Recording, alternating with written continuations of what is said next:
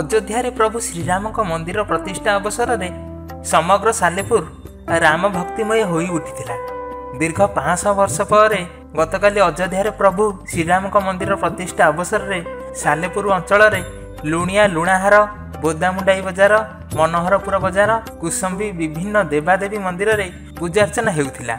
विशेषकर हनुमान मंदिर राम मंदिर मानकरे हनुमान चालीसा नामयज्ञ भजन कीर्तन बाजाबाण प्रकम्पित हेउथिला। सालेपुर अंचल विश्व हिंदू परिषद तरफ राम लक्ष्मण सीता हनुमान वेश करी रथरे सालेपुर बाजार परिक्रमा करा जायतिला।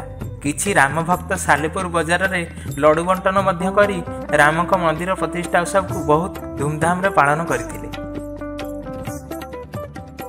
मो ना हला ऋषिकेश दीक्षित। अयोध्या राम मंदिर प्रतिष्ठा हेउची सेथिबई आमे आज जेते देवादेवी मंदिर अछि हनुमान मंदिर राम मूर्ति अछि आमे सेठी आज सब जगह होम पूजा अर्चना हनुमान चालीसा तापरे भोजी आउ लोकंकर आध्यात्मिकवाद को आज समस्ते आज एठी प्रचार करने कीर्तन रास करा जाउछि। मो ना वामदेव कर। श्री श्री रघुनाथ जी मंदिर में पूजा पाउथिबा हनुमान जी छाए आविर्भाव होइतिले एवं नागा मानक द्वारा से प्रथमे पूजा आरंभ करथिले। तापरे रघुनाथ जी को प्रायतः 1600 ख्रीष्टाब्द प्रतिष्ठा करा जाई एठारे पूजा अर्चना करा जाउछि। मोला सोलजिरामाटी मते बहुत भल लागुते मते राम कथा भी बहुत भल लागुते। जय श्री राम। मो ना सरोज कुमार सामल रोधपुर बालीसाई सालेपुर कटक। मैंने आज प्रथमे निजे को बहुत गर्व अनुभव करुँची।